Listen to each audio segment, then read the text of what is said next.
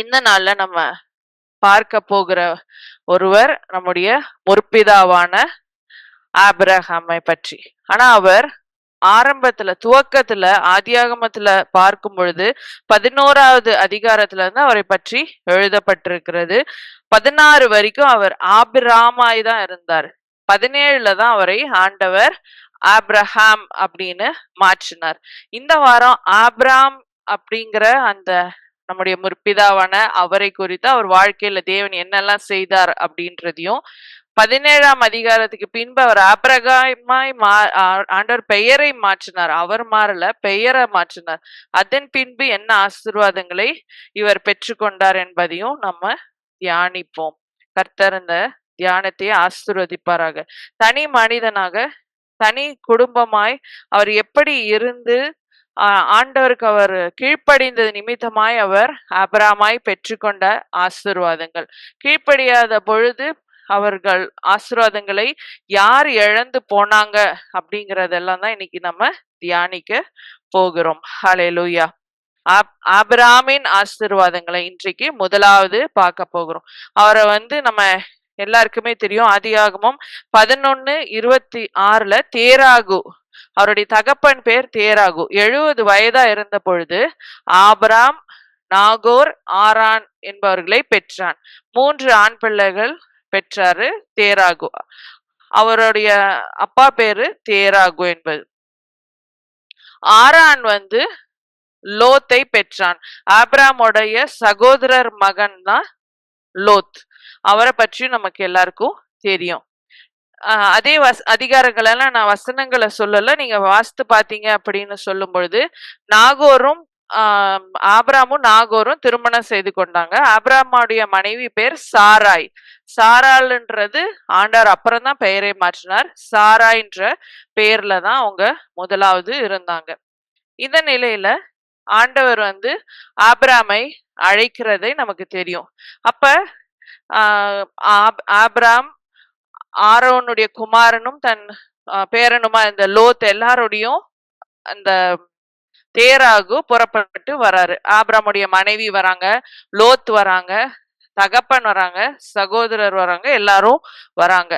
ஊர் என்ற கல்தேருடைய பட்டணத்தை விட்டு கானான் தேசத்துக்கு போக அவங்க புறப்படுறாங்க. இதுல நம்ம பார்க்கிறது அவரு ஒரு புறஜாதியில இருந்தாரு அப்படிங்கிற நோக்கத்துல இல்ல. ஆண்டவர் அவரை ஆபிராமா இருக்கும்போது எப்படி அழைத்தாரு, அப்பவே எப்படி அவரை ஆசீர்வதிச்சாரு, எப்படி அவரை பெருக செய்தாரு அப்படிங்கறதெல்லாம் தான் பார்க்க போறோம். இன்னும் கிளியரா சொல்லணும், இப்ப என்னோட பேர் மஞ்சுளானா, நான் மஞ்சுளாவா இருந்த பொழுது, ஆண்டவர் அறியாத குடும்பத்துல இருந்த பொழுது அதே பேர்ல தான் ஆண்டவர் என்ன அழைச்சாரு. அதுக்கு அப்புறமும் அதே பேர்ல தான் நடத்தினாரு. இன்னும் நான் ஆண்டவரை பற்றி கொண்ட பொழுது என்னை எப்படி நடத்திட்டு வர்றாரு, ஆசீர்வதிக்கிறார். அந்த மாதிரிதான் இப்ப நம்ம ஆபிராமை பற்றி பார்க்க போகிறோம். ஆபிராம் அந்த நாட்கள்லயே தேவனோடு இருந்தார்.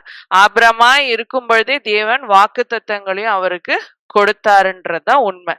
இப்ப இதுல நம்ம பார்க்கிறோம், அவர் கல்தேருடைய பட்டணத்துல இருந்தாரு அப்படின்னு சொல்லி, சிலை வணக்கம் அந்த வழிபாடுகள், அதே போல சிலை செய்யறவருடைய மகனா இருந்தார்.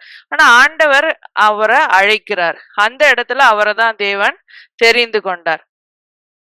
இந்த தேவன் ஆபிராமை அழைத்தது நிமித்தமாய் அவருடைய சகோதரர் மகனாகிய லோத்தும் கூட வர்றாரு. மனைவியாகிய சாராயும் ஆபிரகாமோடு புறப்பட்டு வராங்கன்னு நம்ம பார்க்கிறோம்.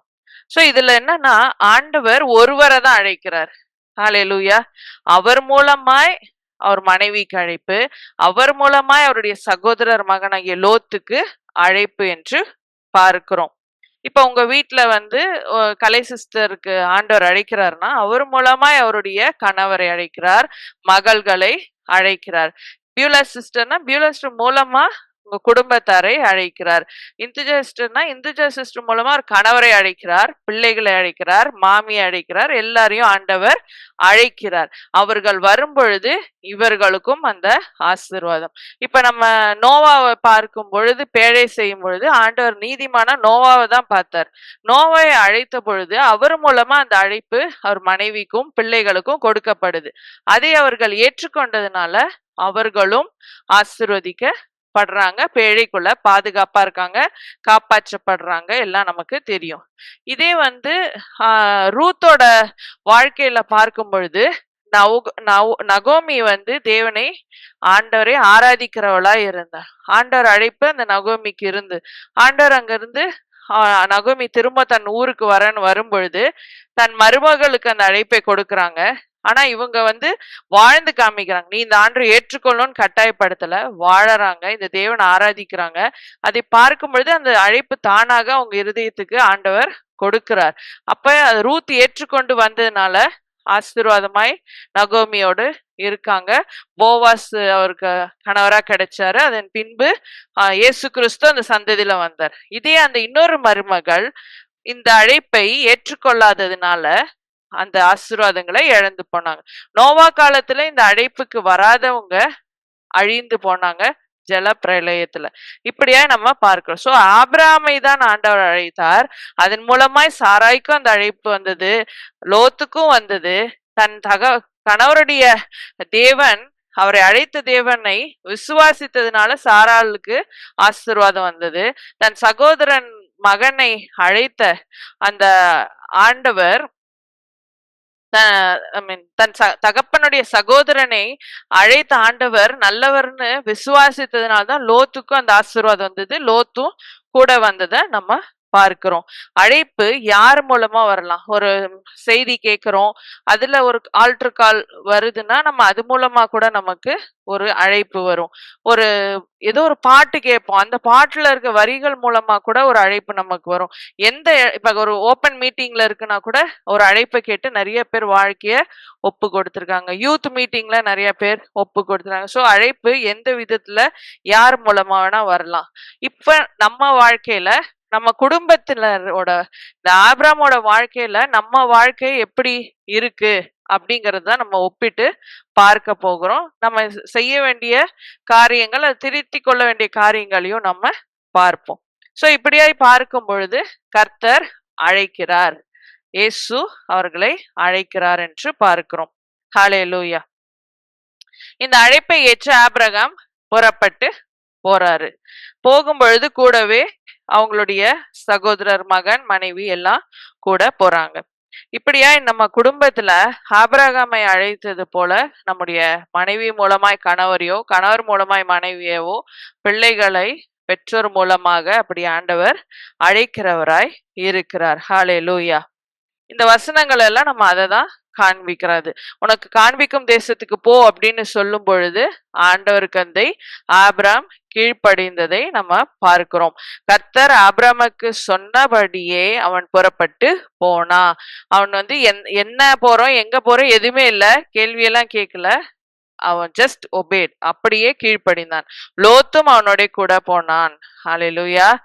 ஆபிரகாம் ஆரானை விட்டு புறப்பட்ட பொழுது 75 வயது. அந்த வயதுல கூட ஆண்டவருக்கு கீழ்ப்படிந்ததை பார்க்கிறோம். ஹல்லேலூயா. இவங்க எல்லாம் போய் புறப்பட்டு கானான் தேசத்துல சேர்ந்தார்கள்னு இருக்கு. அப்ப ஆண்டவர் சொல்றாரு தரிசனமாகி, இந்த தேசத்தை உனக்கு கொடுப்பேன் அப்படின்னு. அந்த தரிசனத்துல தேவனை பார்த்தவுடன் அந்த தனக்கு தரிசனமான தேவனுக்கு அங்கு ஆபிரகாம் ஒரு பலிபீடத்தை கட்டுகிறத நம்ம ஆதியாகமம் 12:7 வாசிக்கலாம்.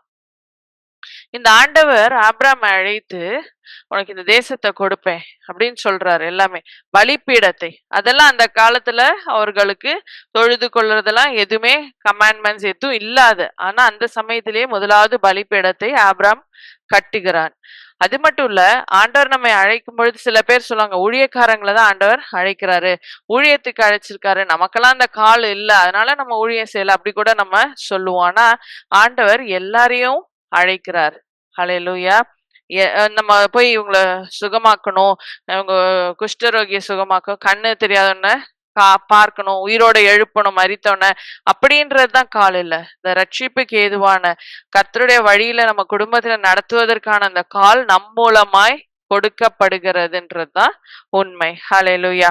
இப்படியாய் இந்த இடத்துல ஆண்டவர் அவனை அழைத்த பொழுது, சொன்ன பொழுது அவன் அங்கே ஒரு பலிபீடத்தை கட்டுகிறான். ஹல்லேலூயா.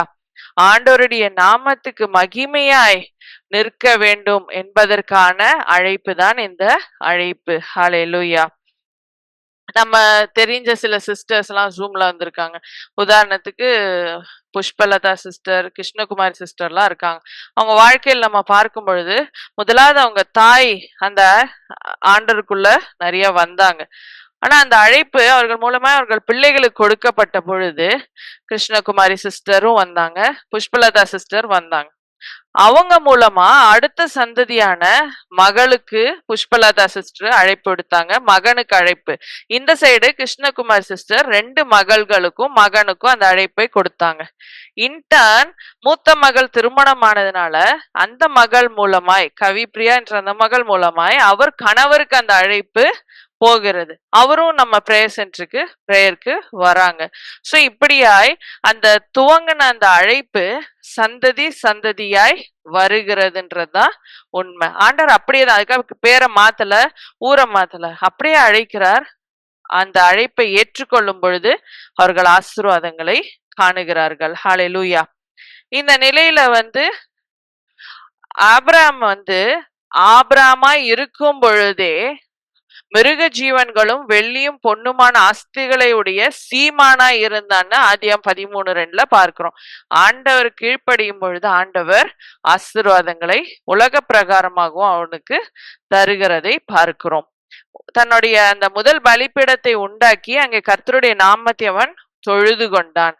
ஆண்டவருடைய நாமத்தை நாம் தொழுது கொள்வதற்காக, ஒரு சாட்சியா இருப்பதற்காக நாம அழைக்கப்பட்டு இருக்கிறோம். ஹalleluya. லோத்துக்கும் ஆடு மாடு கூடாரம் எல்லாம் இருந்தது. ஆனா லோத்து ஆபிரகாமை போல இல்ல. அதுதான் முக்கியமான விஷயம். இது நிமித்தமா என்ன ஆச்சுன்னா, லோத் ஆபிரகாமை விட்டு பிரிந்து போக முடிவு எடுத்தான்.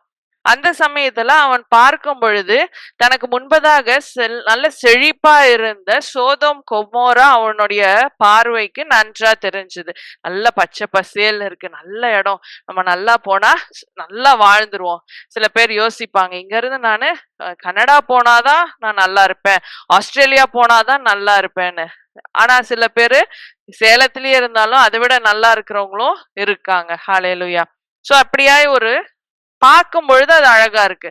சோ அது கண்ணுல கண்ட உடனே அங்க போகணும்ன்றது அவனுடைய எண்ணமா இருந்தது. ஆனா அதே சமயம் ஆபிரகாம் இந்த இடத்துல லோத்துக்கு அந்த உலக காரியங்களை பார்த்து அதை நம்பி போக கூடாது அப்படிங்கிறத கற்று கொடுக்கல.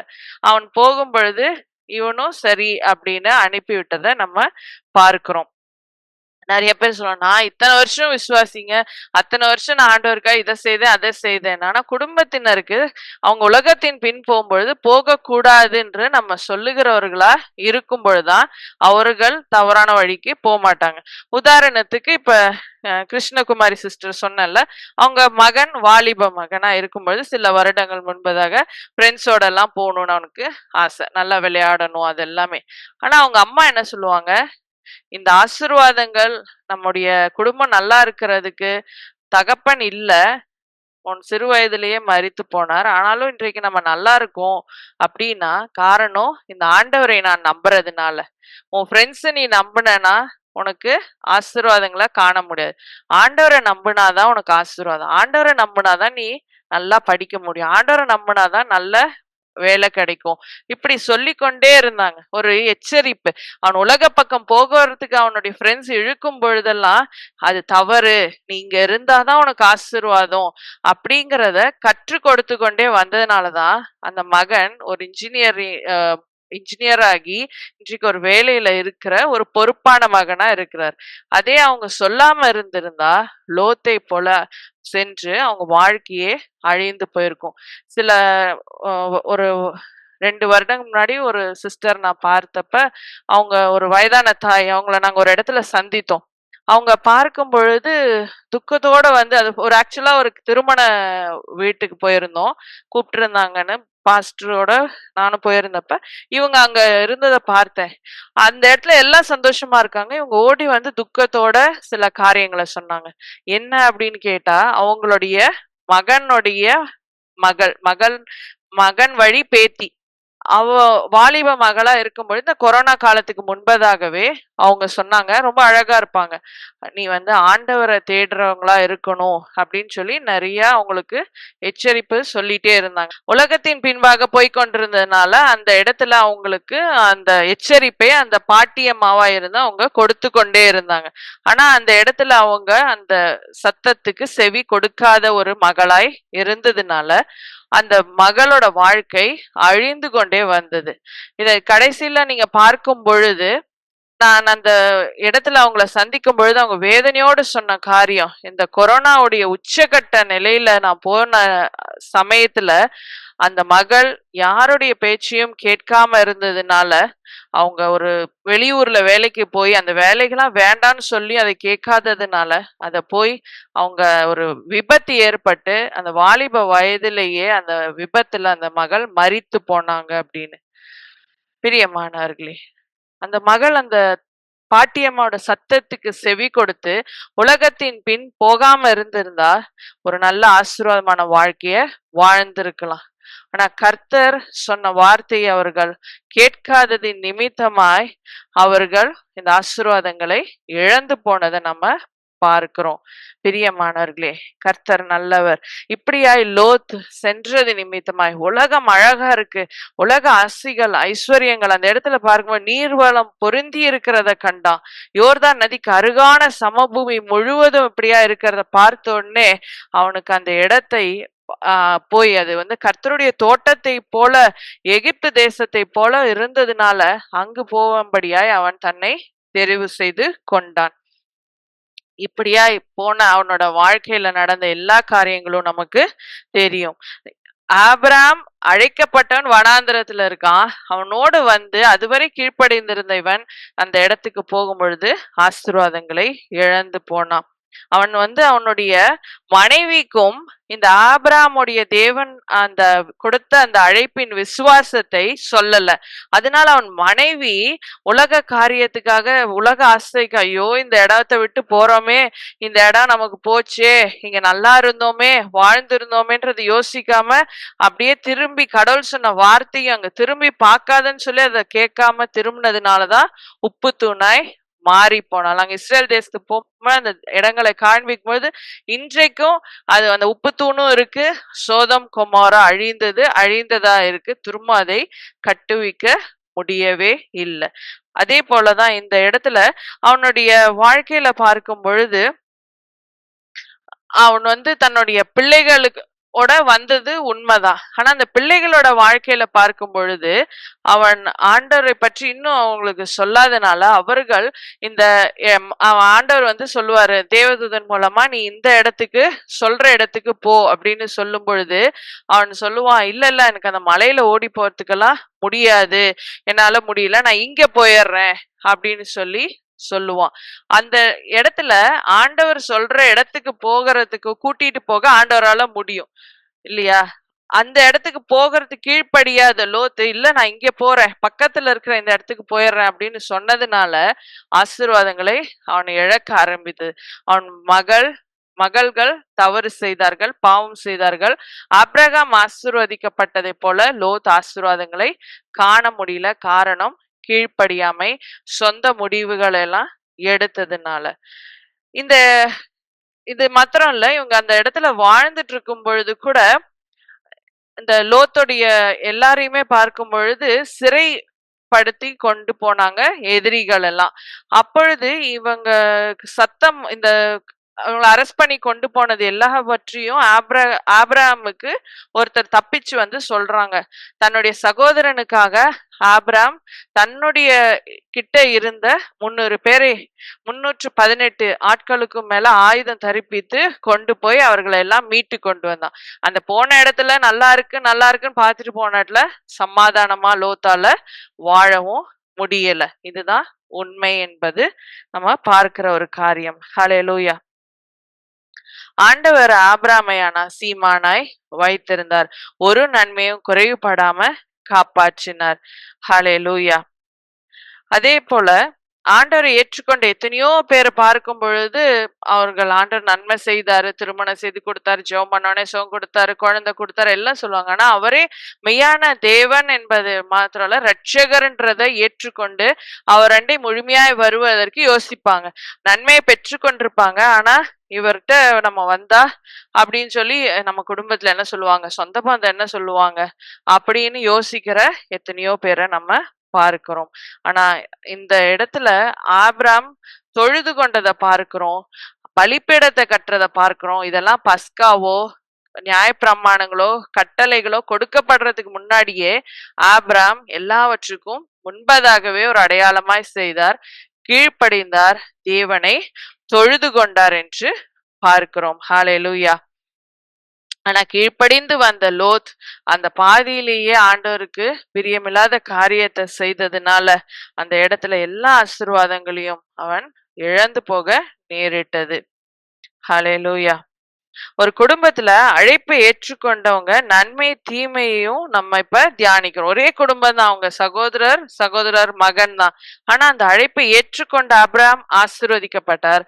அந்த அழைப்புக்கு தன்னுடைய சுயமாய் முடிவெடுத்து போன லோத்து ஆசீர்வாதங்களை தவறுகிறத நம்ம பார்க்கிறோம். ஹalleluya. அதே போல இந்த இடத்துல பார்க்கும் பொழுது இவங்க ஜெயிச்சுட்டு வரும்போது சோதோமின் ராஜா புறப்பட்டு அந்த இடத்துல ஆபிரகாமுக்கு எதிர்கொண்டு வர்றார். உன்னதமான தேவனுடைய ஆசாரியனா இருந்த சாலேமின் ராஜா ஆகிய மெல்கிசேதேக்கும் அப்பமும் திராட்சை ரசமும் கொண்டு கொடுக்கறத நம்ம அங்க வாசிக்க முடியும். அதாவது அப்பமும் திராட்சை ரசமும்னா இயேசு கிறிஸ்துவை குறிக்கிறது. அப்படியாய் இயேசுவை ஆபிரகாமுக்கு தேவன் கொடுப்பதை தான் நம்ம இதுல இருந்து பார்க்க முடியும். ஹalleluya. ஆதியும் அந்தமும் இல்லாத ஆண்டவர்னு நம்ம சொல்றோம். அதே போலதான் மெல்கிசேதேக்கை பற்றி நமக்கு எதுவுமே தெரியாது. அவர் தேவனுக்கு ஒப்புமையாய் சொல்லப்படுகிறார். அவர் அப்பமும் திராட்சை ரசமும் கொண்டு ஆபிரகாம் கொடுக்கிறார். அது ஆண்டவராம் இயேசுவை அவருக்கு கொடுப்பதற்கு ஒரு ஒப்புமையாய் சொல்லப்படுகிறது. அது மட்டும் இல்ல, இந்த சோதோம் ராஜா சொல்றாரு, நீ எல்லாவற்றையும் ஜனங்களை எனக்கு பொருளை எல்லாம் நீ எடுத்துக்கோன்னு ஆபிரகாம்கிட்ட. ஆனா ஆபிரகாம் முதல்ல தசம பாகம் கொடுக்கறான். அது மாத்திரம் இல்ல, சோதோமின் ராஜா ஆபிரகாம் நோக்கி ஜனங்களை எனக்கு ஜெயிச்சுட்டு வந்தெல்லாம் அந்த ஜனங்களை அடிமையா கொண்டு வந்தெல்லாம் எனக்கு பொருளை எல்லாம் நீ எடுத்துக்கோன்னு. ஆனா ஆபிரகாம் சோதோம் ராஜாவை பார்த்து சொல்றார், ஆபிரகாமை ஐஸ்வர்யனாக்கினேன் என்று நீ சொல்லாதபடி, இந்த மனுஷன் தான் என்ன உயர்த்தினா, இவன் தான் எனக்கு வாழ வைக்கிறான், இவன் தான் எனக்கு வேலை வாங்கி கொடுத்தான், இவன் தான் எனக்கு திருமணம் செய்து வைக்க என் பிள்ளைக்கு உதவி செய்தான், இவன் தான் எனக்கு மெடிக்கல் சீட்டு கிடைக்க உதவி செய்தான், இல்ல இவன் தான் என் கடன் அடைக்கிறதுக்கு ஒரு வழி செய்தான். நம்ம மனிதர்களை போற்றுகிறோம் அல்லது வாழ்த்துறோம், இந்த மாதிரி செய்யறோம், நன்றி செலுத்துறோம். ஆனா நீ என்னை உயர்த்தினன்னு சொல்லாதபடிக்கு நான் ஒரு சரட்டையாகிலும் பாதரட்சியின் வாரையாலும் உமக்கு உண்டானவைகள் யாதொன்றையும் எடுத்துக்கொள்ளேன். காரணம் கர்த்தர் என உயர்த்துறார். ஹல்லேலூயா. அந்த இடத்துலதான் அவர் சாட்சியா ஆபிரகாமா இருக்கும் பொழுதே அவர் நிற்கிறார். இந்த தேவன் எப்படிப்பட்டவர்ன்றதுக்கு சாட்சியாய் நிற்கும் பொழுதுதான் தேவன் அவரை இன்னும் உயர்த்துறார். நான் சரி இவங்களுக்காக இவங்கதான் எனக்கு செய்தாங்க, இவங்கதான் செய்தாங்கன்னு நம்ம ஹியூமன் பீயிங்ஸை நம்ம யோசிக்கிறோம், மனிதர்களை யோசிக்கிறோம். ஆனா இவர் தேவன் மாத்திரம்தான் என்னை உயர்த்தணும். உன்னால நான் இன்னைக்கு வாழ்ந்துட்டு இருக்கேன்னு நீ சொல்லிட வேணாம், என் தேவன் என்னை உயர்த்துவார்னு அவர் சொல்லுகிறார். ஹல்லேலூயா. அதே போலதான் இந்த ஆபிரகாமோட வாழ்க்கையில ஒவ்வொரு காரியமும் நடந்து கொண்டே வந்தது. அவன் அழைப்பை ஏற்றுக்கொண்டான், அதன் பின்பு அதுக்கு கீழ்ப்படிந்தான், தன் சகோதரனுக்காக உறுதியாய், சகோதரர் மகனுக்காய் உறுதியாய் நின்றான், ஆண்டவருக்கு பலிபீடத்தை கட்டினான், தொழுது கொண்டான். இன்னைக்கு எத்தனை பேர் சகோதரர்களுக்காக சகோதரிகளுக்காக ஒரு கஷ்டத்துல உடன் இருக்காங்க. கூட பிறந்தவங்க இல்லைன்னு நான் வருத்தப்பட்ட எத்தனையோ நாட்கள் உண்டு. ஆனா கூட பிறந்தவங்க இருக்காங்கன்னு சொல்ற ஒவ்வொருவரும், எங்க அண்ணன் எனக்கு உதவி செய்யலைங்க, தம்பி உதவி செய்யல, என்னோட உடன் பிறந்தவர்கள் உறவுகள் கூட பிறந்தவங்க அப்புறம் தானே உறவுகள் உதவியே செய்யலைங்க, நான் கஷ்டப்படுறேன், அவங்க நல்லா இருக்காங்க ஆனாலும் உதவி செய்ய மனசு வரலன்னு சொல்லும் பொழுதுதான் கர்த்தர் என்னை நல்லா வச்சிருக்காருன்னு தோணுது. ஹல்லேலூயா. இருந்து எனக்கு செய்யலன்னு சொல்றதுக்கு இல்லன்ற மாதிரியே இருக்கலாம், ஆனா ஆண்டவர் என்னோட இருக்கார். ஹல்லேலூயா. கர்த்தர் நல்லவர். ஆமென். இப்பதான் ஆண்டவர் வந்து அவனுக்கு என்ன தெரியுமா சொல்றாரு? ஆபிரகாம் 99 வயதான பொழுது கர்த்தர் ஆபிரகாமுக்கு தரிசனமாகி, நான் சர்வ வல்லமையுள்ள தேவன், நீ எனக்கு முன்பாக நடந்து உத்தமனாய் இரு என்று சொல்லும் பொழுது ஆபிரகாம் முகம் குப்புற விழுந்து வணங்குகிறதை பார்க்கிறோம். ஆண்டவர் சொல்றார், நீ பயப்படாத, நான் உனக்கு கேடகமும் உனக்கு மிக மகா பெரிய பலனுமா இருக்கிறேன். எத்தனையோ பேர் பயம் பயம் பயம்ன்றோம். என் தேவன் பெரியவர். ஆபிரகாமின் தேவன் என்னோட தேவன். நான் ஆண்டவர் என்னோட இருக்கனால நான் பயப்படேன்னு சொல்லும் பொழுது, எப்பேற்பட்டவனா இருந்தாலும் ஒன்னும் நம்மை செய்ய முடியாதுன்றதுதான் உண்மை. ஆமென். அப்ப ஆண்டவர் சொல்றாரு, அப்பதான் அவர் ஆண்டவர் பேரையே மாற்றுகிறார். வாக்குத்தத்தம் செய்யும்படியாய் தான் அவனோடு வந்து ஆண்டவர் பேசுகிறார், வாக்குத்தத்தத்தை கொடுக்கிறார். ஆபிரகாம் எண்ணப்படாமல், நான் உன்னை திரளான ஜாதிகளுக்கு தகப்பனாக ஏற்படுத்தினபடியால் உன் பேர் ஆபிரகாம் எண்ணப்படும் என்று ஆண்டவர் சொல்லுகிறார். அந்த இடத்துலதான் ஆபிரகாம் வந்து ஆபிரகாமாய் தேவன் பெயரை மாற்றுகிறார். அதே மனிதர் தான் அவர், ஆபிரகாம் தான் ஆபிரகாமா ஆண்டவர் மாற்றினாலும், ஆண்டவர் ஆபிரகாமாய் இருக்கும் பொழுதே அவரும் கீழ்ப்படிந்தார், தேவனை தொழுது கொண்டார், உண்மையா நடந்து கொண்டார். ஆண்டவரும் அவரை ஆசீர்வதித்தார், உயர்த்தினார், கனப்படுத்தினார். ஹalleluya. ஆண்டவருக்கு அப்பவே வைராக்கியமாய் அவர் இருந்தார். ஆமென். அதே போல சாராய்க்கும், உன் மனைவி சாராய் நீ சாராய் என அழையாதிருப்பாயாக, சாராள் என்பது அவளுக்கு பேரா இருக்கும்னு அங்கே பேரை சாராள் என்று மாற்றுகிற ஆண்டவர். இந்த நிலையில தான் ஒரு காரியம் நடக்குது. 17 வாசிக்கும் பொழுது ஆபிரகாம் வந்து ஆண்டவர் சொல்றாரு, உனக்கு ஒரு குழந்தைய கொடுப்பேன் அப்படின்னு திரும்பவுமாய். அப்ப முகம் குப்புற விழுந்து நகைத்து, 100 வயதானவனுக்கு பிள்ளை பிறக்குமோ, 90 வயதான சாராள் பிள்ளை பெறுவாளோ என்று தன் இருதயத்திலே சொல்லிக்கொண்டு, 99 வயதுல ஆண்டவர் கூப்பிடுறாரு. இந்த சமயத்துல 100 வயசு, நான் வந்து ஒரு பிள்ளை எனக்கு பிறக்குமா, என் மனைவிக்கு 90 வயதுன்னு நகைத்து ஆண்டவர்கிட்ட இருதயத்துலதான் அவர் சொல்லுகிறத பார்க்கிறோம். நம்ம நிறைய விசுவாசிகளா இருந்து ஆண்டவர் ஏற்றுக்கொண்ட பின்பதாக என்ன சொல்றோம்? எனக்கெல்லாம் எங்க வேலை கிடைக்க போகுது, என் பிள்ளைக்கெல்லாம் எங்க திருமணம் ஆக போகுது, என் குழந்தையெல்லாம் நல்லா இருக்க போதா, இந்த சுகவீனம் எங்க மாற போகுது. நம்ம சொல்றதெல்லாம் அதேதான் சொல்லிட்டு இருக்கோம். என்ன நம்ம இருதயத்துல சொல்றோம், அவங்க எல்லாம் நல்லா இருக்காங்க, நான் ஆண்டவர் ஏற்றுக்கொண்டேன், அவங்களுக்கு முன்னாடியே ரட்சிக்கப்பட்டேன், ஆனா இன்னும் எனக்கு இந்த பிளெஸ்ஸிங் இல்ல, கஷ்டப்பட்டுட்டே தான் நான் இருக்கேன் அப்படின்னு நம்ம சொல்லுகிறதே தான் இருக்கும். அந்த ஒரு அவிசுவாசம், அல்லது கேட்டா நம்ம சோர்வு வந்துருது, எவ்வளவு நாள் காத்திருக்குதுங்க சோர்வு வந்துருச்சு அப்படின்னு சொல்லுகிறவர்களா நம்ம இருக்கிறோம் இல்லையா? விசுவாசிகளா நாம் அப்படி சொல்லுவதுதான் இந்த நாட்கள்ல அதிகமாய் காணப்படுகிறது. ஆனா தேவன் பெரியவர் என்பதை நம்ம சொல்லுகிறவர்களாய் இருக்கணும். ஆமீன். இவன் வந்து என்ன சொல்றான், ஆண்டவருக்கு அப்ப வந்து நம்ம என்ன சொல்லுவோம், நல்ல ஆண்டவருக்குள்ள நான் வந்துட்டு ஆண்டவர் ஏத்துக்கிட்டேன், என் வீட்டுல எல்லாம் இன்னும் ரட்சிக்கப்படலைங்க, நான் மட்டும்தான் அப்படின்னு சொல்லும் பொழுது, என் பிள்ளைக்கு கவர்மெண்ட் வேலை தான் வேணும், என் பையன் இங்கதான் இருக்கணும், இல்ல எங்களுக்கு இப்படிப்பட்ட மாப்பிள்ளையோ பொண்ணோ தான் வேணும், அல்லது எனக்கு வந்து இப்படிப்பட்ட ஒரு இடத்துலதான் நான் போய் செட்டில் ஆகணும். அப்ப வந்து ஆண்டவரே, அப்ப நம்ம டிசிஷன் எடுத்துருவோம். அப்புறம் ஆண்டவரே, எனக்கு அந்த கவர்மெண்ட் ஜாப்ல இந்த பர்டிகுலர் ஜாப் மட்டும் வேணும், இல்ல என் பொண்ணு மெடிக்கல் சீட் தான் படிக்கணும், அது மட்டும் தான் வேணும், என் பொண்ணுக்கு மெடிக்கல் சீட் கிடைக்கணும்னு ஜெபம் பண்ணுங்க அப்படிதான் சொல்லுவாங்களே தவிர, இல்லைன்னா ஆண்டவர் என்ன எதிர்காலத்து வச்சிருக்காங்களோ அந்த கோர்ஸ் என் பிள்ளை கிடைக்கணும் அப்படின்னு யாரும் சொல்ற நிலையில இல்ல. ஏன்னா காம்படிஷன் வேர்ல்டு. இன்னைக்கு கேட்டீங்கன்னா எத்தனையோ மருத்துவர்கள் படித்து வேலை இல்லாம இருக்காங்க. இன்னொரு டாக்டர் கிட்ட ஒரு அசிஸ்டண்டா வேலை செய்யற டாக்டர்ஸ் இருக்காங்க. அவங்களுக்கு சொந்தமா ஒரு கிளினிக் வைக்க முடியாது, அல்லது வேலை கிடைக்கல ஹாஸ்பிட்டல்ஸ்லன்றனால கஷ்டப்படுறாங்க. டாக்டருக்கும் அதேதான், இன்ஜினியருக்கும் அதேதான். ஆனா கர்த்தர் அதை கொடுத்தா நிச்சயம் என் பிள்ளைய உயர்த்துவார் அப்படின்னு சொல்லணும்ல. அப்ப வந்து நம்ம ஆண்டவர் சொல்றேன், என் பிள்ளை பேங்க் வேலை கிடைச்சிருச்சுன்னா, இப்ப கவர்மெண்ட் வேலை பிரைவேட் வேலை எல்லாம் வந்து ரொம்ப நிரந்தரமான வேலை இல்லை, தற்காலிகம் தான். ஆனா இதே பேங்க்னு இருந்துருச்சுன்னா அது ஒரு பர்மனன்ட் சம்பளம் வரும், பேங்க் ரொம்ப ஒரு ஒரு நல்ல பிரஸ்டீஜ் ஜாப் தான், நல்லா இருந்துடலான்னு. பேங்க்ல இருக்கிறவங்களுக்கு தான் தெரியும் அதோட கஷ்டம். எங்க அம்மா இருந்திருக்காங்க, எனக்கு தெரியும் அந்த கஷ்டம். இன்னைக்கும் பேங்க்ல போனீங்கன்னா அவங்க டார்கெட்டுக்கோ, அவங்க வந்து அச்சீவ் பண்ண வேண்டிய காரியங்களுக்கோ அவங்க எவ்வளோ போராடுறாங்க.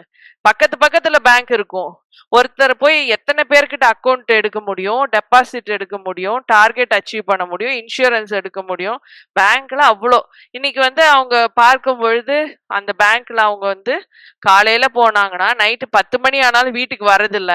பேங்க் வேலை நல்லா இருக்கும்னு நினைச்சோம். உள்ள போனாதான் தெரியுது இவ்வளோ கஷ்டமா அப்படின்னு. இதுதான் பிராக்டிக்கல். அப்ப ஆண்டவர்ட்ட என்ன சொல்லுவோம், எனக்கு பேங்க் வேலை கொடுத்துருங்க ஆண்டவரே, அது போதும். அவங்க என் வாழ்க்கை நல்லா அமைஞ்சிரும், பர்மனண்டா சம்பளம் வந்துரும், ஒன்னும் பிரச்சனை இல்லை அப்படின்னு.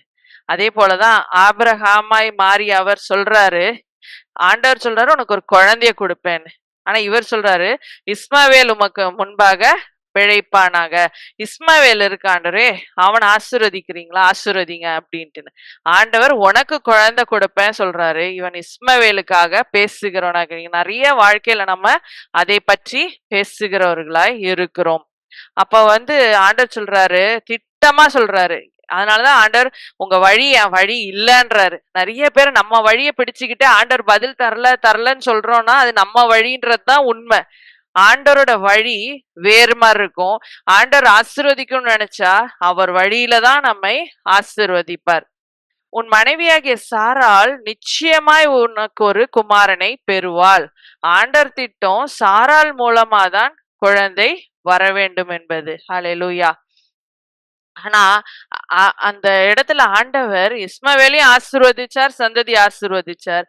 ஆனா ஆண்டவர் சாராள் மூலமாதான் ஆபிரகாமுக்கு வாக்குத்தத்தம் பண்ணப்பட்ட பிள்ளைய கொடுத்தார். ஹல்லேலூயா. நம்ம எவ்வளவு உபவாசம் இருந்து ஜெபம் பண்ணலாம், நடக்கல அப்படின்னாலே நம்ம தெரிஞ்சுக்கணும் இது ஆண்டவருடைய சித்தம் இல்லைன்னு. சில பேர் அப்படிதான், மெடிக்கல் சீட் இருந்தாதான் நானு வாழ்க்கையில் நல்லா இருக்க முடியாது, எய்ம் ஆம்பிஷன் சின்ன வயதுல இருந்துன்னு. ஆனா ஆண்டவர் சித்தத்துக்கு ஒப்பு கொடுத்து அது நீங்க எதை கொடுத்தாலும், சாதாரண டிகிரியா, இப்ப நம்ம போதகர் சொல்லுவார் அடிக்கடி, நான் ஒரு பிகாம் தான் படிச்சேன், ஆனா என்ன ஆண்டவர் நல்லா உயர்த்தினாரு, ஞானத்தை கொடுத்தாரு.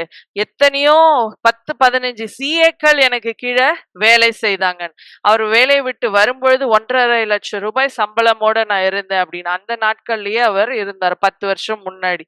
அப்ப ஆண்டவர் டிகிரி படிச்சவங்களையும் உயர்த்த முடியும், மெடிக்கல் படிச்சிருந்தாலும் உயர்த்த முடியும். இப்படியாய் ஒரு அன்பு வாலிப மகள் நான் மெடிக்கல் சீட்டுன்னு ஆசைப்பட்டாங்க. ஆனா ஆண்டவர் அவங்களுக்கு, உன் வழி வேற என் வழி வேற, உன் நினைவு வேற என் நினைவு வேறன்னு. ஆண்டவர் உனக்கு இன்ஜினியர் சீட்டு தான்னாரு. வேற வழி இல்லாம ஏத்துக்கிட்டாங்க. ஆனா ஆண்டவர் அழைத்த அழைப்புக்கு பின் சில நாட்கள்லயே தன்னை சரண்டர் பண்ணாங்க.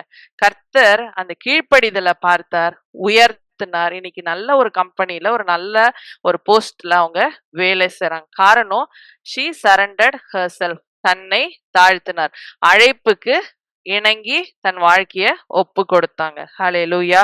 இப்படியா ஆண்டவர் அந்த இடத்துல ஆசீர்வாதத்தை நம்ம பார்க்கிறோம். இப்படி நம்ம முடித்த பின்பதாக ஆண்டவர் உனக்கு சாராள் மூலமாய் குழந்தை பிறக்கும்னு சொல்றாரு, உன்னை பெரிய ஜாதியாக்குவேன்னு சொல்றாரு. அதன் பின்பதாக ஆபிரகாம் என்ன செய்தார் தெரியுமா? ஆதியாகமம் 17:23 நான் சொல்லி முடிக்கிறேன். ஆபிரகாம் தன் குமாரனாகிய இஸ்மவேல், அப்ப ஈசாக்கு பிறக்கல, இஸ்மவேல் இருந்தான், அவனையும் தன் வீட்டிலே பிறந்த யாவரையும், அவங்க கூட வேலை செய்யறவங்க, அவங்களுக்கு பிறந்த பிள்ளைகள், தான் பணத்திற்கு கொண்ட அனைவருமாகிய தன் வீட்டில் உள்ள ஆண் பிள்ளைகள், பணத்திற்கு அவங்கள எடுத்திருப்பாங்க, அந்த ஸ்லேவ்ஸ் எல்லாத்தையும் கொண்டு வராங்க. அந்த மாதிரி நிறைய பேர் அவங்க வீட்டுல இருந்த எல்லா ஆண்மகள், அதுதான் உண்மை, எல்லாரையும் சேர்த்து தேவன் தனக்கு சொன்னபடி, ஆண்டவர் தனக்கு சொன்னபடி அவர்கள் நுனித்தோலின் மாம்சத்தை அந்நாளில் தானே விருத்த சேதம் பண்ணினான். ஆண்டவருக்காக அப்பவே ஞானஸ்நானம் என்ற கட்டளை கற்பனை கொடுக்கப்படுவதற்கு முன்பதாகவே அவன் தேவனுக்கு விருத்த சேதனம் என்ற அந்த காரியத்துல கீழ்ப்படிந்து அதை நிறைவேற்றினான். முதலாவது தானும் தன் மகனும் எடுத்துக்கொண்டு தன் குடும்பத்தார் யாவரோடும் சேர்ந்து அதை எடுத்துக்கொண்டார்கள் என்று அதை செய்தார்கள். அந்த சர்க்கம்சேஷன் என்று சொல்லப்படுகிற விருத்த சேதனத்தை அவர்கள் செய்து கொண்டார்கள். ஹல்லேலூயா.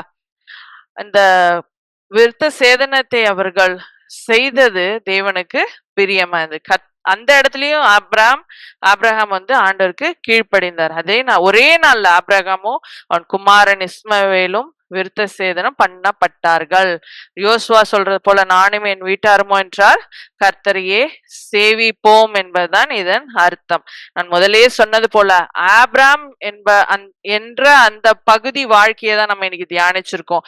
ஆபிரகாமை அடுத்த வாரத்துல நம்ம தியானிப்போம். ஆனா ஆபிராம் என்ற அவரோட வாழ்க்கையில அவர் ஆரம்பத்திலே பலி செலுத்தினார், தேவனுக்கு கீழ்ப்படிந்தார், தொழுது கொண்டாரு.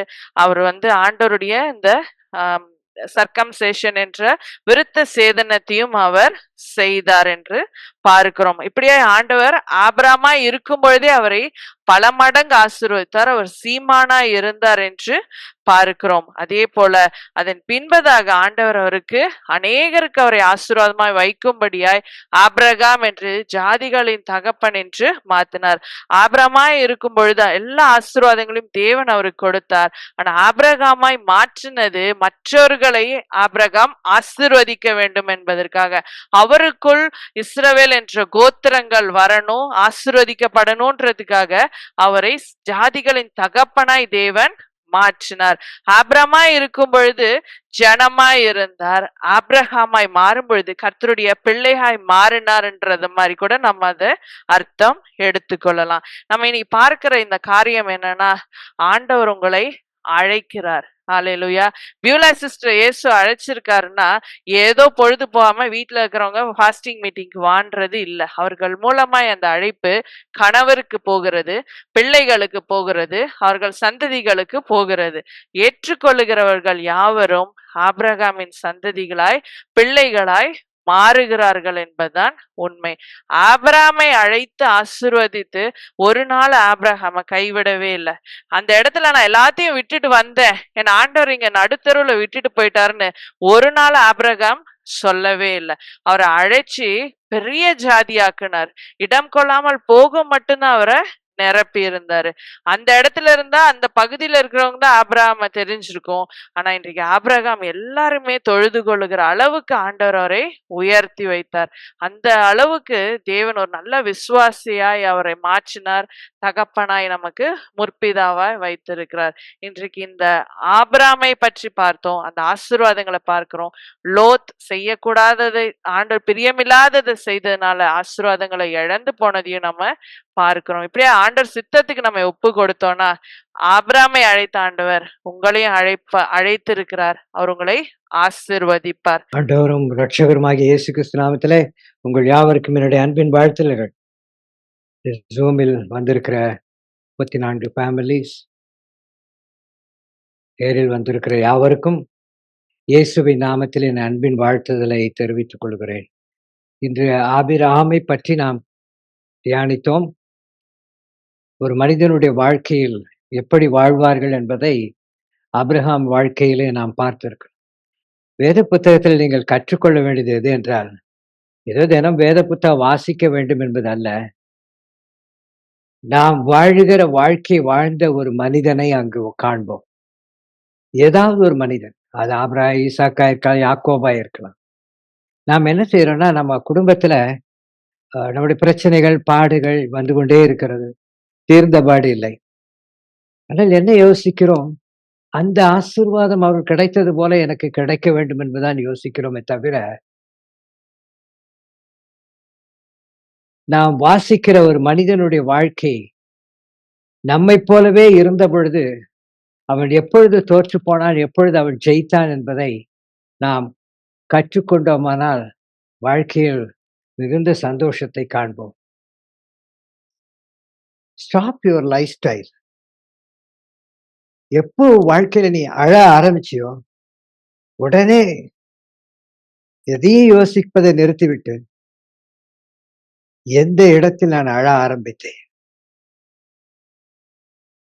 ஆபிரகாமை தேவன் தான் அழைத்தார், ஆனால் ஆபிரகாம் அழுதார், ஆபிரகாம் துடித்தார். அழைத்தது தேவன் தான். நம்ம கோயிலுக்கு போலாம், ஜெபம் பண்ணலாம், வேதம் வாசிக்கலாம். ஆனால் அழும் பொழுது அவனால் அழுதோம், இவளால் அழுதோம், இதனால் அழுதோம் என்பதை அந்த அந்த திங்கிங்கே முதல்ல ஸ்டாப் பண்ணுவேன். பவுல் கற்றுக் கொடுக்கிறார். நம்முடைய நம்பிக்கை, நாம் அப்பத்தையும் திராட்சை ரசத்தையும் எடுக்கிறோம். நம்முடைய பிரசாதம் அதுதான். இது ஒரு ஆசீர்வதிக்கப்பட்டது. இந்த பந்தியிலே ஒருவன் ஐக்கியமாகும் பொழுது, இந்த பந்தியை அவன் எடுக்கும் பொழுது, நாம் கர்த்தருடைய பந்தியை பயபக்தியோடு வாங்கிக் கொள்கிறோம். நம்முடைய வேதம் என்ன கற்றுக் கொடுக்கிறது? அது சரீரம், அவருடைய ரத்தம். ஆனால் இயேசுவை நமக்குள் கொண்டு வருகிற ஒரு ஐக்கிய பந்தி என்று அதற்கு பெயர். பெருவிருந்தை. இது ஐக்கியம்.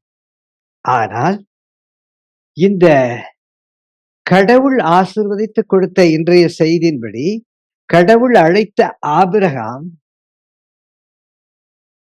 அவனுடைய ஆபிரகாமாய் மாறும் வரைக்கும் அவன் கடவுளுடைய பிள்ளைதான். கடவுளால் தெரிந்து கொள்ளப்பட்டவன், கடவுளுடைய ஜனம். ஆபிரகாம் மாறும் பொழுதுதான் அவன் கடவுளுடைய பிள்ளை. கடவுளுடைய ஜனமாய் அவன் இருந்தான். தேவனால் அவன் தெரிந்து கொள்ளப்பட்டான். நிறைய பேர் ஆண்டவரை ஏற்றுக்கொள்வார்கள். ஆண்டவர் ஏற்றுக்கொள்ளுகிற அனுபவத்தை அவர் கொடுத்திருப்பார். ஏற்றுக்கொள்ளும்படியான ரட்சிப்பை கொடுத்திருப்பார். இது ஆபிராம். அதைதான் என்று அவர்கள் நமக்கு கற்றுக் கொடுத்தார்கள். ஆபிராம் ஆபிரகாமாய் மாறுகிறது.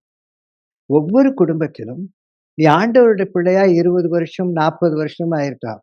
But you are not child of God. You are people of God. நீ ஆபிரகாமாய் இருக்கும் வரைக்கும் நீ கடவுளுடைய ஜனம். இந்த உலகத்துல இன்னும் நல்லா புரியுற மாதிரி சொன்னா, இஸ்ரவேல் கடவுளுடைய ஜனம். அவர்கள் கடவுளுடைய பிள்ளைகள் அல்ல. ஏன்னா இயேசுவை கொலை செய்தவர்கள், சிலுவையில் அறைந்து.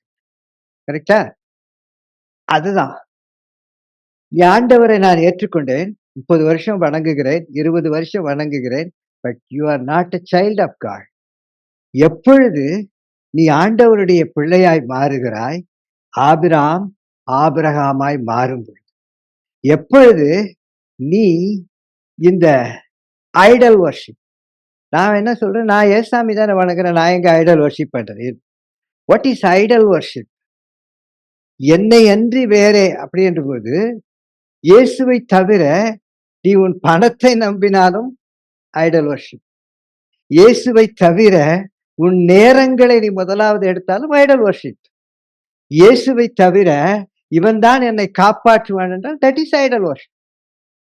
What is idol worship? According to the Bible, வேதத்தின் அடிப்படையில் ஐடல் வர்ஷிப், நீ வேறு தெய்வம், ஆபிரகாம் வேறு தெய்வத்தை வணங்க போவதில்லை. ஏனென்றால் வேறு ஒரு இடத்திலிருந்து வந்தவன் தான். ஆனால் அவனுடைய ஐடல் வர்ஷிப்பின கடவுளை விட லோத்தை நேசித்தான். லோத்தை நேசித்ததுனாலே, லோத்து நான் வேற இடத்துக்கு போறேன், ரொம்ப அழகா இருக்கு அந்த வேலை, ரொம்ப அழகா இருக்கு அந்த மாப்பிள்ளை, ரொம்ப நல்ல குடும்பம், அது பசுமையா இருக்கிறது என்று சோதோம் குமாராவுக்கு லோத்து போகணும்னு கேட்டப்போ ஒரே சந்தோஷம் ஆபிரகாம் இல்ல. ஆபிராம், அடே சரிப்பா போயிட்டு வா, நீ அங்க போ, நான் இங்க போறேன். What is idol worship? அவன் லோத்தை சரியாய் மனம் திரும்ப வைக்கவில்லை. லோத்து நல்ல இடத்துக்கு போறான். நான் ஒரு நல்ல இடத்தில் இருக்கிறேன், என் தேவன் என்னை அழைத்திருக்கிறார், என்னை விட என் தேவனை விட ஒரு பெரியவர் இல்லை என்பது லோத்துக்கு அவன் தெரிவிக்கவில்லை. எதுக்கு ஆபிரகாம் பயந்தான்? ஒரே கூட்டமா இருக்கு, இடம் பத்தல, ஒரே பிரச்சனையா இருக்கு. பிரச்சனையா இருக்கு என்பதை ஆண்டவரைக்கு பதிலாக வேறு ஒன்றை நம்பும் பொழுது ஒரு Idol worship. That is idol worship. எப்பெல்லாம் உன்னுடைய நேரம், சில பேர் எனக்கு ஆலயத்துக்கு வரவே நேரம் 9 மணி ஆலயம்னு வைத்துங்களேன், இல்லை 10 மணி 11 மணி, மற்றவர் எங்கே ஆலயமா இருக்கட்டும், தொழுது கொள்கிற இடமா இருக்கட்டும், ஜெபிக்கிற இடமா இருக்கட்டும். இப்ப எனக்கு நான் ஒரு மனைவி என்று வைத்துக் கொள்ளுங்கள். மனைவி என்ன செய்வாங்க? எப்பவுமே காலையில 5 மணிக்கு வச்சு 6 மணிக்கு எந்திரிச்சு சமைச்சு சாப்பிட்டு எல்லாத்தையும் ஓடி வருவாங்க. இன்றைக்கு புதன்கிழமை அல்லது இன்னைக்கு ஞாயிற்றுக்கிழமை கிருஷ்ணகுமார் என்ன பண்ணுவாங்க? 1 மணி நேரம் முன்னாடி எந்திரிச்சு அதை செஞ்சு முடிச்சுட்டு ஆலயத்துக்கு சீக்கிரம் ஓடணும். இப்ப முடியலன்னா என்ன பண்ணுவாங்க? என்ன பண்றது? கடவுள் சொல்லியிருக்காருல்ல, நான் என் புருஷனை கவனிக்கணும், என் ஒய்ஃபை கவனிக்கணும், என் பிள்ளைங்கள கவனிக்கணும், அத கவனிக்கணும், இத கவனிக்கணும். என் கடமையை செய்துவிட்டு கடவுளை தட் இஸ் ஐடல் வொர்ஷிப். ஏன்னா, எங்க ஏசாமி போயிற போறாரு? அ அப்படியே இந்த தாரமங்கலத்திலிருந்து உட்கார்ந்துட்டு இருப்பாரு. என் கூட தானே வரப்போறாரு. எல்லா நாளும் உங்க கூட இருக்கேன். என் கூட தானே வரப்போறாரு. நான் 11 மணிக்கு போனாலும் என் கூட வருவாரு. 9 மணிக்கு போனாலும் என் கூட தான் வருவாரு. எங்க போயிற போறாரு? தட் இஸ் நாட் ஆண்டவர் ஆபிரகாமிடத்தில் எதிர்பார்த்தது அவரைத் தவிர என்ற ஒரு வார்த்தை தான். நான் தான் உன்ன அழைச்சேன். அழைச்சு என்ன நம்புனீன்னா, என்னதான் நம்பணும். ஆபிரகாம் நீங்க படிச்சு பாருங்க வேதத்துல இந்த 12ஆம் அதிகாரத்திலிருந்து 16ஆம் அதிகாரம் வரைக்கும் அவன் ஆபிராமா தான் இருந்தான். 17ஆம் அதிகாரத்தில் தான் ஆண்டவர் அவரை ஆபிரகாமாய் மாற்றுகிறார். 12, 13, 14, 15 5 அதிகாரம். ஆனா நம்ம 5 அதிகாரம்னு சொல்லுவோம். அது எத்தன நாள் தெரியுங்களா? நாட்கள் வேறு.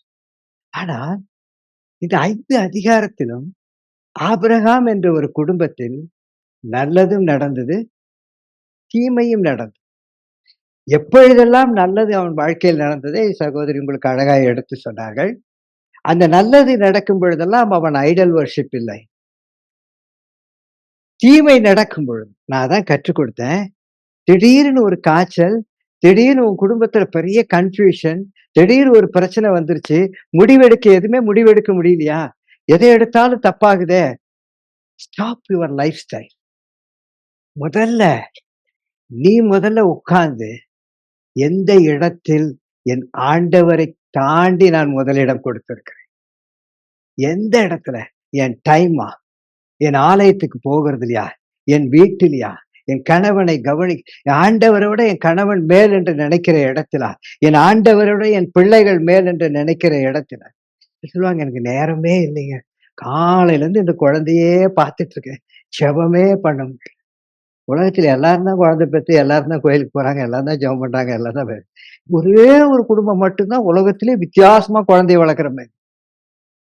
God knows your time.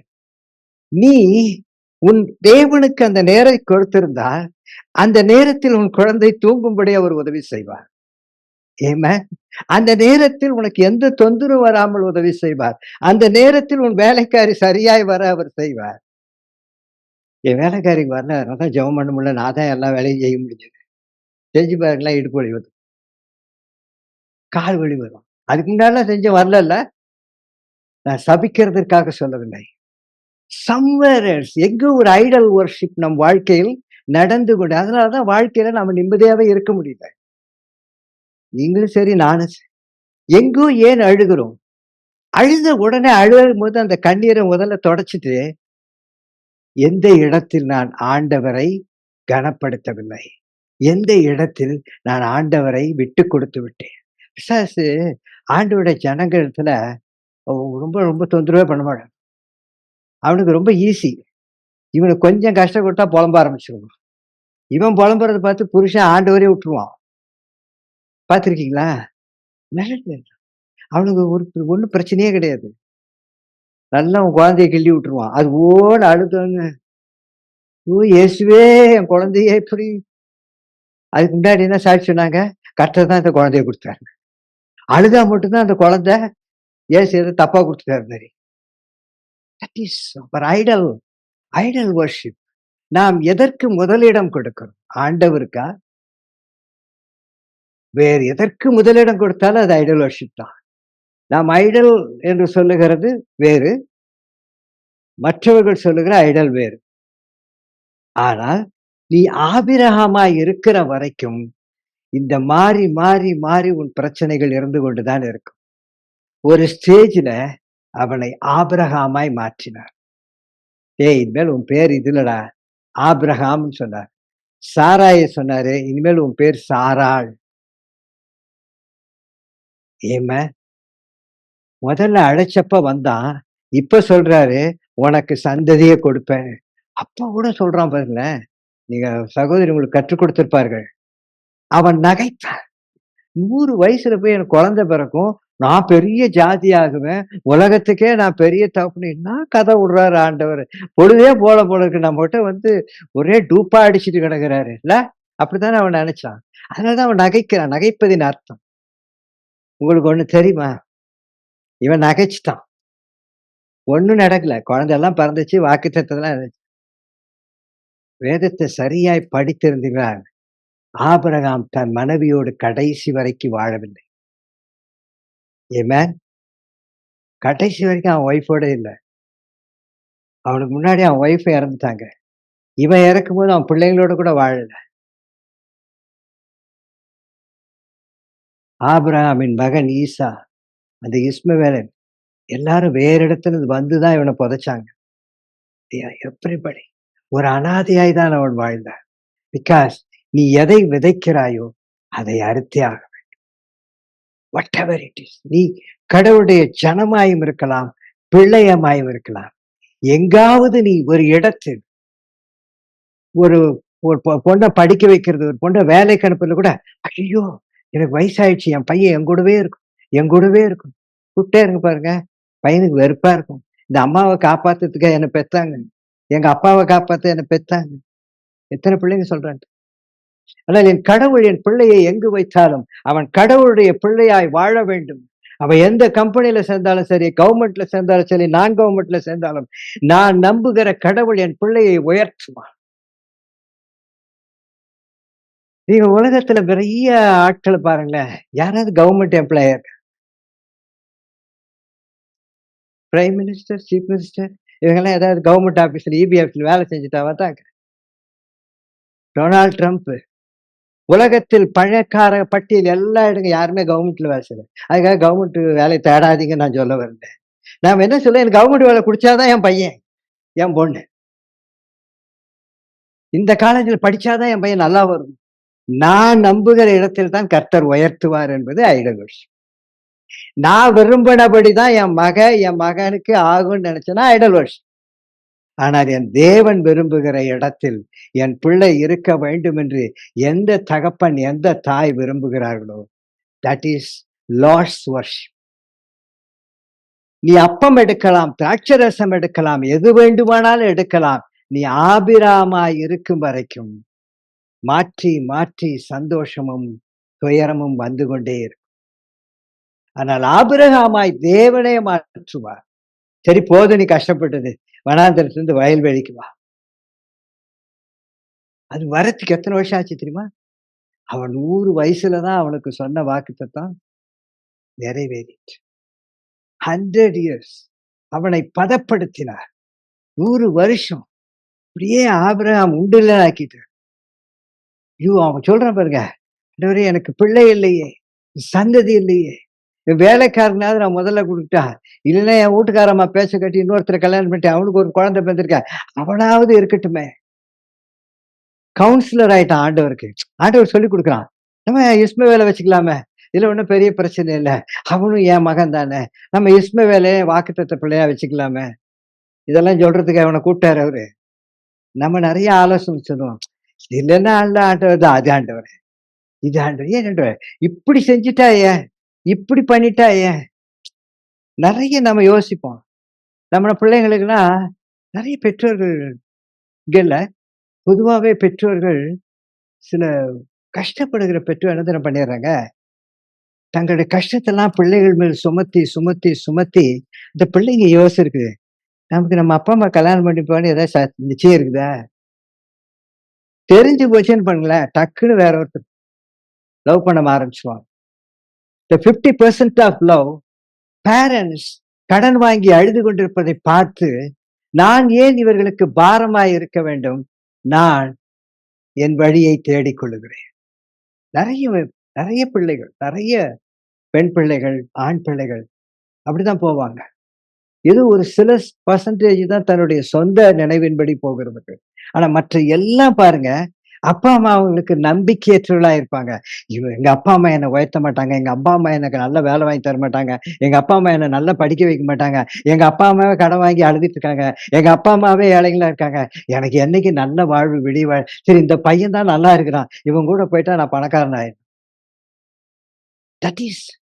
That is idol worship. What is that idol worship? என் பெற்றோர் என்னை கவனிக்க மாட்டார்கள் என்ற நம்பிக்கைக்கு வருகிறார்கள் பிள்ளைகள், அதுதான் ஐடல் வர்ஷிப். எங்க அப்பா அம்மா விட என் கடவுள் என்னை காப்பாற்றுவார், என்னை நடத்துவார் என்பதுதான் பந்தி வர்ஷிப். அப்பமும் திராட்சை ரசமும் எடுக்கிறோம். என் ஆண்டவர் என்னோடு கர்த்தர் உங்களை ஆசீர்வதிப்பாராக. ஆபிரகாமாய் வாழுகிற நீங்கள் ஆபிரகாமாய் மாற வேண்டும். ஆபிரகாமாய் வாழும் பொழுது கண்ணீரும் சந்தோஷம் மாறி மாறி இருக்கும். நீங்கள் ஆபிரகாமாய் மாறினால்தான் ஈசாக்கு உங்களுக்கு கொடுக்கப்படுவார். கர்த்தர் உங்களை ஆசீர்வதிப்பாராக. தொடர்ந்து நாம் யாவரும் ஜெபம் பண்ணுவோம். மனதிலே வைத்துக் கொள்வோம், ஆண்டவரே நான் ஆபிரகாமா இருந்தேன். நம்ம எந்த லைஃப் ஸ்டைல் என்று இருந்தாலும் சரி, நீங்கள் பணக்காரராக இருக்கலாம், ஏழையா இருக்கலாம், எப்படி வேணா இருக்கலாம். First stop all your life style. உட்கார்ந்து நான் எப்படி இருக்கிறேன் என்பதை உணர்ந்து இனியாவது நம்முடைய நேரமா இருக்கட்டும், காலமா இருக்கட்டும், எதுவா இருக்கட்டும், ஆண்டவருக்கு அடுத்தபடியாய் வைக்க பழகிக் கொள்வோமானால் சீக்கிரமாய் நீங்கள் ஆபிரகாமாய் மாறிவிடுவீர்கள். கர்த்தர் உங்களை ஆசீர்வதிப்பாராக.